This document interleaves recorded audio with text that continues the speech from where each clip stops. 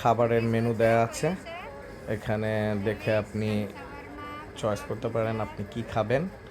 প্রতিটা রেস্টুরেন্টের সামনেই এরকম মেনু বোর্ড দেয়া আছে।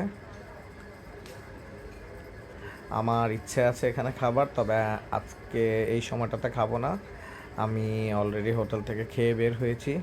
তো আমার ইচ্ছে আছে ইনশাল্লাহ রাতের ডিনারটা এখানেই করব, যা আমার হোটেল থেকে জাস্ট 2 মিনিটস ওয়াক ডিস্টেন্সে। তো বিভিন্ন রকম view card, 1 for $1, 2 for $1, different different kind of things.